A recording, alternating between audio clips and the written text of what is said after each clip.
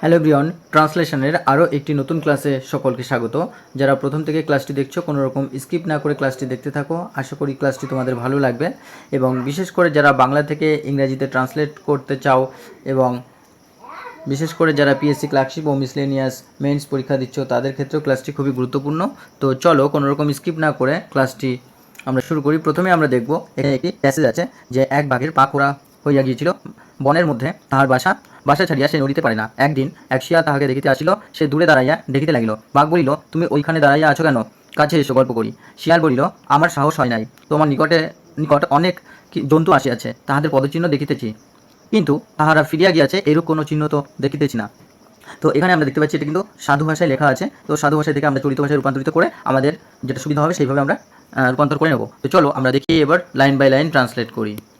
তো প্রথমে আমরা দেখব যে এখানে আছে এক বাঘের পা খোড়া হইয়া গিয়েছিল, অর্থাৎ খোড়া হয়ে গিয়েছিল। তো এখানে আমরা যেহেতু এখানে গিয়েছিল বোঝাচ্ছে, তো সেই ক্ষেত্রে আমরা কি পাস্ট পারফেক্ট টেন্স ব্যবহার করব। পাস্ট পারফেক্ট টেন্স অর্থাৎ অতীতে কোনো একটা কাজ অ্যাক্টিভভাবে করলে তখন কিন্তু আমরা সেটাই পাস্ট পারফেক্ট টেন্স ব্যবহার করি। তো এখানে দেখব যে সাবজেক্ট হচ্ছে টাইগার হ্যাড বিকাম। তো হ্যাডের পরে আমরা জানি যে ভার্বের থার্ড ফর্ম ব্যবহার করা হয়। হ্যাড বিকাম কি লেম, খোড়া হয়ে গিয়েছিল ইন অন লেগ, অর্থাৎ এক পা খোড়া হয়ে গিয়েছিল। তাহলে কি a tiger had become lame in one leg. তাহলে একজন বাঘ বা একটি বাঘ তার কি পা এক পায়ে সে খোড়া হয়ে গিয়েছিল। তো এখানে আমরা কয়েকটা ওয়ার্ড দেখে নেব বা আমরা এই সেম সেন্টেন্সটাকে অন্যভাবে কীভাবে লিখতে পারবো সেটাও দেখব। যে এখানে আমরা এ টাইগার হ্যাড বিকাম বা আমরা বলতে পারি এ টাইগার হ্যাড টার্নড বলতে পারি, টার্নড লেম, বা এ টাইগার হ্যাড গ্রোনও বলতে পারি লেম, বা এ টাইগার হ্যাড ডেভেলপডও বলতে পারি কি ডেভেলপড। অর্থাৎ এখানে কিন্তু কোনো কিছু ঘটা বা হওয়া অর্থে আমরা কিন্তু এই ওয়ার্ডগুলি ব্যবহার করব। আর এখানে লেম বলতে তার খোড়া হওয়ার কথা বলা হচ্ছে এখানে, অর্থাৎ ক্রিপেলড বলতে পারি আমরা কি ক্রিপেলড, বা আমরা এটাকে ডিসেবলডও বলতে পারি ডিসেবলড, বা আমরা হবলিংও বলতে পারি কি হবলিং। সুতরাং এই যে এক্সট্রা ওয়ার্ডগুলো এখানে দিলাম অবশ্যই তোমরা এগুলো লিখে নেবে, কারণ এক্সট্রা ওয়ার্ডই কিন্তু তোমাদের কি ট্রান্সলেশন যে পাওয়ার সেটা কিন্তু বাড়াবে এবং বেশি বেশি করে তোমাদের দক্ষতা বাড়বে ট্রান্সলেশনে। তো চলো আমরা পরের বাক্যটি লক্ষ্য করি। পরের বাক্যটি আছে বনের মধ্যে তাহার বাসা, অর্থাৎ বনের মধ্যে তার বাসা ছিল। তাহলে কি লিখব? His whom was in the forest. His home, তো এখানে সাবজেক্ট হচ্ছে হিজ হোম, ওয়াজ এখানে কিন্তু মেন ভার্বের কাজ করছে। তো V2 his whom was in the forest কোথায় ছিল? এটা হচ্ছে আদার্সের মধ্যে পড়ছে, অর্থাৎ তার বনের মধ্যে ছিল, তার যে বনের মধ্যে তার বাসা ছিল। বা এখানে আমরা হোমকে কিন্তু আমরা ডুয়েলিংও বলতে পারি কি হিজ ডুয়েলিং তার বাসস্থান, বা হিজ রেসিডেন্স বলতে পারি তার বাসস্থান। সুতরাং ডুয়েলিং বা রেসিডেন্স আমরা কিন্তু এখানে ব্যবহার করতে পারবো। আর কোথায় ছিল? ফরেস্টের মধ্যে বা জঙ্গলে, বা এটাকে কিন্তু আমরা জঙ্গলও বলতে পারি, ইন দ্য জঙ্গল, বা আমরা ইন দ্য উডস বলতে পারি উডস জঙ্গল, বা আমরা কিন্তু উডল্যান্ডও বলতে পারি কি উডল্যান্ড। তো অবশ্যই তোমরা এই যে সমস্ত সিনোনিমসগুলো দেওয়া হচ্ছে অবশ্যই তোমরা এগুলো লিখে নেবে। তো চলো আমরা পরের বাক্যটি লক্ষ্য করি। পরের বাক্যটি দেখব বাসা ছাড়িয়া সে নড়িতে পারে না, অর্থাৎ বাসা ছেড়ে সে নড়তে পারে না। তাহলে এখানে সাবজেক্ট কি? সে নড়তে পারে না বাসা ছেড়ে, আমরা বা বাসা থেকে আমরা এইভাবে লিখব। তাহলে প্রথমে লিখব সে নড়তে পারে না, হি এখানে সাবজেক্ট। আর পারা অর্থে অর্থাৎ পাস্ট টেন্সে যখন পারা অর্থ বোঝায় তখন কিন্তু আমরা কি ব্যবহার করি? তখন কিন্তু আমরা কুড ব্যবহার করি। আর প্রেজেন্ট টেন্সে আমরা ক্যান ব্যবহার করি। তো কুড অর্থাৎ পারতো না, হি কুড নট মুভ। তো কুড এখানে কিন্তু আবার কি মোডাল অক্সিলারির কাজ করছে, অর্থাৎ সামর্থ্য অর্থে আমরা মোডাল অক্সিলারি ভার্বের কুড অর্থে কুড ব্যবহার করি। হি কুড নট, তো নেগেটিভ সেন্টেন্স যেহেতু হি কুড নট মুভ, তারপরে কিন্তু V1 ব্যবহার করা হয় মুভ মানে সরা বা এদিক ওদিক যাওয়া। তাহলে কি he could not move from his den, সে তার গুহা থেকে বা সে তার বাসা থেকে কি সরতে পারে না বা নড়তে পারে না আমরা বলতে পারি। তাহলে কি লিখব? এটাকে আমরা কিন্তু আবার অন্যরকমভাবেও লিখতে পারি। তো হি কুড নট মুভ বা হি কুড নট আমরা শিফটও বলতে পারি, শিফট সরতে পারা। তাহলে হি কুড নট শিফট বা হি কুড নট ট্রাভেল, এক জায়গা থেকে অন্য জায়গায় যায়, বা হি কুড নট ওয়াক বা হি কুড নট গো, আমরা কিন্তু এইভাবেও লিখতে পারি। তো he could not shift, travel, move, go, যেটা আমরা লিখি না কেন সেইভাবে লিখতে পারবো।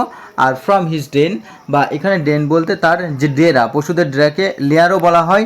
ফ্রম হিজ ডেন বা ফ্রম হিজ লেয়ার বা ফ্রম হিজ কেভ বলতে পারি, বা ফ্রম হিজ যে শেল্টার, তার যে শেল্টার ছিল সেখান থেকে সে নড়তে পারতো না। সুতরাং এইভাবে তোমরা অবশ্যই লিখে নেবে অর্ডগুলি। তো চলো আমরা পরের বাক্যটি লক্ষ্য করি। পরের বাক্যটি আছে, একদিন এক শিয়াল তাহাকে দেখিতে আসিল। শিয়াল তাহাকে অর্থাৎ ওই বাঘকে কিন্তু দেখতে আসলো। তাহলে কি এখানে আমরা লিখব প্রথমে অন ডে, তারপর লিখব সাবজেক্ট। সাবজেক্ট কে দেখতে এসেছিল? একটা শিয়াল। তাহলে একদিন একটা শিয়াল, এখানে সাবজেক্ট কিন্তু এ ফক্স, কেম, এখানে V2 হচ্ছে কেম, এসেছিল, টু সি, অর্থাৎ এখানে কিন্তু ইনফিনিটিভ ব্যবহার করা হচ্ছে। কি? ইনফিনিটিভ। ইনফিনিটিভ ব্যবহারের রুলস কেমন? সেটা হচ্ছে টু প্লাস V1 ব্যবহার করা হয়, অর্থাৎ এখানে কিন্তু সি V1 এর কাজ করছে। তাহলে দেখতে, চলতে, খেতে, এরকম যখন তে আসে ভার্বের সাথে তখন কিন্তু আমরা ইনফিনিটিভের ব্যবহার করি। তাহলে অন ডে এ ফক্স কেম, একদিন একটা শিয়াল এসেছিল, টু সি ইম, তাকে দেখতে বা তাকে দেখতে এসেছিল। তো এটাকে আমরা আবার কিছু কিছু ওয়ার্ড এখানে আলাদাও আমরা লিখতে পারি। তো অন ডে বা আমরা একদিন কি সি অর্থাৎ তাকে দেখতে এসেছিল, বা আমরা এখানে কিন্তু অবজার্ভও বলতে পারি, তাকে লক্ষ্য করতে এসেছিল, অবজার্ভ, বা আমরা কিন্তু লুকও বলতে পারি। কি? কেম টু লুক হিম বা টু লুক অ্যাট হিম, তার দিকে দৃষ্টিপাত করতে এসেছিল বলতে পারি আমরা, বা নোটিস, টু নোটিস হিম, তাকে লক্ষ্য করতে বা তাকে দেখতে। তো চলো আমরা পরের বাক্যটি লক্ষ্য করি। তো পরের বাক্যটি দেখব, সে দূরে দাঁড়াইয়া দেখিতে লাগিল। সে দূরে দাঁড়াইয়া দেখিতে লাগিল, তাহলে সাবজেক্ট হচ্ছে সে, সে দূরে দাঁড়াইয়া দেখিতে লাগিল, অর্থাৎ এখানে সাবজেক্ট হচ্ছে হি। আর স্টুড, স্টুড হচ্ছে V2, অর্থাৎ দাঁড়িয়ে, হি স্টুড, সে দাঁড়ালো, at a distance, at a ডিস্ট্যান্সের অর্থ হলো দূরে, সে দূরে দাঁড়ালো, অ্যান্ড কেপ্ট লুকিং। তো এখানে স্টুড অ্যান্ড কেপ্ট, এটাকে কিন্তু অ্যান্ডের মাধ্যমে দুটো ভার্বকে যুক্ত করা হলো। সে দূরে দাঁড়ালো অ্যান্ড কেপ্ট লুকিং, অর্থাৎ দেখতে লাগলো। তো এখানে সাবজেক্ট V2 এবং V2 এখানে দুটো আছে। তো এটাকে আমরা আবার অন্যভাবে লিখতে পারি। তো চলো কীভাবে লিখতে পারি দেখি। হি স্টুড, বা আমরা বলতে পারি হি রিমেইন্ড, সে ছিল, সে ছিল, হি রিমেইন্ড অ্যাট এ ডিস্ট্যান্স, সে দূরে ছিল, বা আমরা বলতে পারি হি পজড, সে থেমে গেল, অ্যাট এ ডিস্ট্যান্স, একটা দূরে বা দূরত্বতে, বা আমরা এটা স্পেস বলতে পারি, বা ডিস্ট্যান্সও বলতে পারি, বা গ্যাপও বলতে পারি। অ্যান্ড কি? কেপ্ট লুকিং, তার দিকে তাকিয়ে রইল, বা আমরা এটাকে কিন্তু কেপ্ট গেজিংও বলতে পারি, এক দৃষ্টিতে তার প্রতি তাকিয়ে থাকা, বা কেপ্ট অবজার্ভিং বলতে পারি, কেপ্ট অবজার্ভিং, তার প্রতি লক্ষ্য করা, বা কেপ্ট ওয়াচিং, তাকে দেখতে থাকা।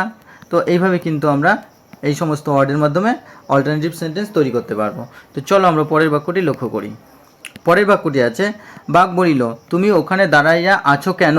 অর্থাৎ এখানে কিন্তু আমরা প্রথমে দেখতে পাচ্ছি একটা রিপোর্টিং স্পিচ এবং তারপরে রিপোর্টেড স্পিচ দুটো রয়েছে। তো দ্য টাইগার সেইড, অর্থাৎ এখানে রিপোর্টিং স্পিচে কী আছে? এখানে সেইড বলিল, তাহলে বাঘটা বলিল কি তুমি ওখানে দাঁড়াইয়া আছো কেন? তাহলে হোয়াই আর ইউ স্ট্যান্ডিং দেয়ার, তুমি ওখানে দাঁড়িয়ে আছো কেন? তো এখানে কিন্তু কোশ্চেন মার্ক অর্থাৎ ইন্টারোগেটিভ সেন্টেন্স যেহেতু রয়েছে, তো এখানে কোশ্চেন মার্ক দেওয়া হয়েছে। এবং কেন, তো হোয়াই অর্থে আমরা কেন অর্থে হোয়াই ব্যবহার করি, আর আর ইউ স্ট্যান্ডিং দেয়ার দাঁড়িয়ে থাকা, অর্থাৎ এখানে কিন্তু প্রেজেন্ট ফর্ম ব্যবহার করা হয়েছে। তো এটাকে আমরা যদি অন্যরকমভাবে লিখি তাহলে কীভাবে লিখব? The tiger said why are you standing there, বা হোয়াই আর ইউ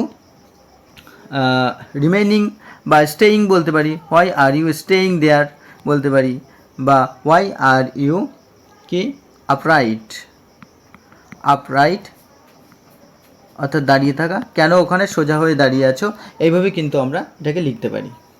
তো চলো আমরা পরের বাক্যটি লক্ষ্য করব।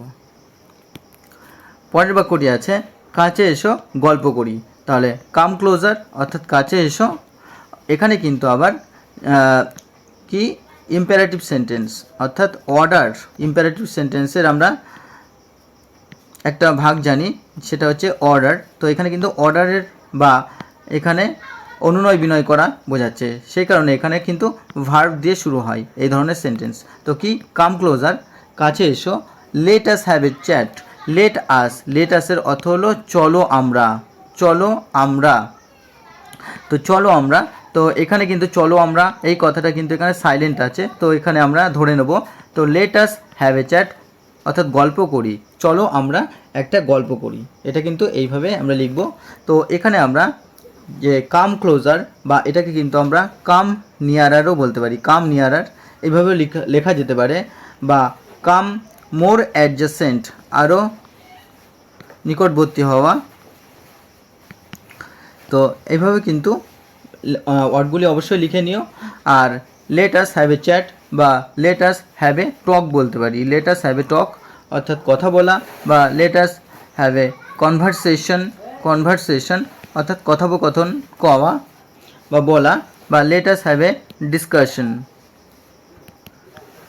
তো এই ওয়ার্ডগুলি অবশ্যই লিখবে। তো চলো আমরা পরের বাক্যটি লক্ষ্য করি। পরের বাক্যটি আছে শিয়াল বলিল আমার সাহস হয় নাই। তো এখানে আমরা নেগেটিভ সেন্টেন্স দেখতে পাচ্ছি এবং বলিল এটা আমরা পাস্ট টেন্সে দেখতে পাচ্ছি। তাহলে কি দ্য ফক্স সেইড, ফক্স বললো অর্থাৎ শিয়াল বললো যে আই ডু নট হ্যাভ অর্থাৎ আমার নেই, আমার সাহস হয় না অর্থাৎ আমার সাহস নেই, এমনটাও কিন্তু আমরা লিখতে পারি। তো কি I do not have the courage, courage বলতে এখানে সাহসের কথা বোঝানো হচ্ছে। আর কোনো কিছু থাকা অর্থে আমরা হ্যাভ বা হ্যাজ ব্যবহার করি, আর যেহেতু এটা নেগেটিভ সেন্টেন্স, তো নেগেটিভ সেন্টেন্স হওয়ার কারণে কিন্তু এখানে আমরা ডু নট হ্যাভ ব্যবহার করেছি। তাহলে কি I do not have the courage. তো শিয়াল বললো যে I do not have the courage অর্থাৎ আমার সাহস নেই, বা আই ডু নট হ্যাভ কি বোল্ডনেস বলতে পারি আমরা, বোল্ডনেস, বা I do not have bravery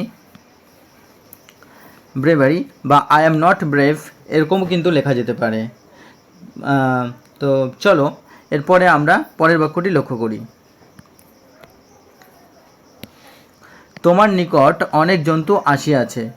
তাহলে কি মেনি অ্যানিম্যালস হ্যাভ, তো মেনি অ্যানিম্যালস কিন্তু এখানে সাবজেক্ট, আর সাবজেক্ট যেহেতু কি প্লুরাল, তো সেই কারণে কিন্তু আমরা হ্যাভ বসাবো।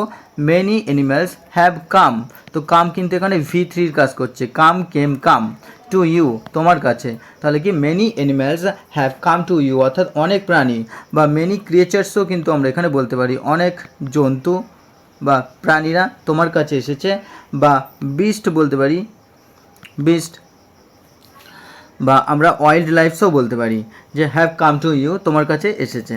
তো চলো পরের বাক্যটি আমরা লক্ষ্য করি। পরের বাক্যটি আছে তাহাদের পদচিহ্ন দেখিতেছি। তো আমরা কি বলতে পারি যে আই ক্যান অলসো, অর্থাৎ এখানে আমি কথাটিও উজ্জ্বল রয়েছে, কিন্তু আমি তাহাদের পদচিহ্ন দেখিতেছি। তো আই ক্যান অলসো সি, যেহেতু দেখা অর্থে, তো দেখা অর্থে এই কারণে কিন্তু ক্যান অর্থাৎ মোডাল অক্সিলারি ভার্ব ক্যান ব্যবহার করা হয়েছে। আই ক্যান সি আমি দেখতে পাচ্ছি, ও অর্থাৎ ও অর্থে এখানে অলসো ব্যবহার করা হচ্ছে। I can C also, I can also C আমিও দেখতে পাচ্ছি, বা আমিও দেখতে পাচ্ছি কি দেয়ার ফুটপ্রিন্টস তাদের পদচিহ্ন বা তাদের যে পায়ের চিহ্ন সেটা কিন্তু আমি দেখতে পাচ্ছি, বা I can see I can also see their footprints, বা এখানে আমরা মার্কসও বলতে পারি, মার্কস, বা এটাকে কিন্তু আমরা ইমপ্রেশনসও বলতে পারি, কি ইমপ্রেশনস। তো চলো আমরা এখানে তো এখানে কিন্তু ভি অন সি আর আই ক্যান অর্থাৎ এখানে সাবজেক্ট, আর কি দেখতে পাচ্ছি দেয়ার ফুটপ্রিন্টস অবজেক্ট। তো এইভাবে কিন্তু লিখেছি। চলো পরের বাক্যটি দেখি। পরের বাক্যটি আছে কিন্তু তাহারা ফিরিয়া গিয়াছে এইরূপ কোনো চিহ্ন তো দেখছি না। তো কিভাবে লিখবো আমরা, এটাও কিন্তু নেগেটিভ সেন্টেন্স। বাট কিন্তু আই ডু নট সি আমি দেখতে পাচ্ছি না, তো নেগেটিভ সেন্টেন্স, এটা কিন্তু সিম্পল প্রেজেন্ট টেন্স ব্যবহার করা হচ্ছে, সিম্পল প্রেজেন্ট টেন্স, সেই কারণে কিন্তু নেগেটিভ সেন্টেন্সে আই ডু নট সি অর্থাৎ আমি দেখতে পাচ্ছি না সাবজেক্ট, এটা auxiliary verb, then main verb, any sign of them object, আর রিটার্নিং তাদের ফেরার। রিটার্নিং অর্থাৎ ফেরার। তো এখানে আমরা এই সেন্টেন্সটাকে যদি অন্যভাবে লিখি, but I do not see, কিন্তু আমি দেখতে পাচ্ছি না কি সাইন। সাইন বলতে এখানে চিহ্ন, বা আমরা এটাকে কিন্তু ইন্ডিকেশনস বলতে পারি। কি ইন্ডিকেশনস, ইন্ডিকেশনস বা ক্লুজ, সূত্র, বা আমরা ট্রেসেসও বলতে পারি, ট্রেসেস চিহ্ন। আর কি রিটার্নিং অর্থাৎ কামিং ব্যাকও কিন্তু আমরা বলতে পারি। কি কামিং ব্যাক, তাদের ফিরে যাওয়ার, কামিং ব্যাক, বা আমরা বলতে পারি কি গোয়িং ব্যাক, গোয়িং ব্যাক। তো বন্ধুরা, এই ছিল আজকের একটি very very important passage from Bengali to English. আশা করি তোমাদের ক্লাসটি ভালো লেগেছে। যারা চ্যানেলে প্রথম অবশ্যই সাবস্ক্রাইব করে পাশে থাকা বেল আইকন প্রেস করে রেখো, এবং যারা প্রতিনিয়ত ক্লাস দেখো তাদেরকে অসংখ্য ধন্যবাদ। তোমরা এইভাবে চ্যানেলের পাশে থাকো। আশা করছি তোমাদের যতটা পারি এক্সামের জন্য অবশ্যই হেল্প করব এবং প্রতিনিয়ত ক্লাস আনবো। তো সকলে ভালো থেকো, সুস্থ থাকো। চলো দেখা হচ্ছে পরবর্তী ক্লাসে।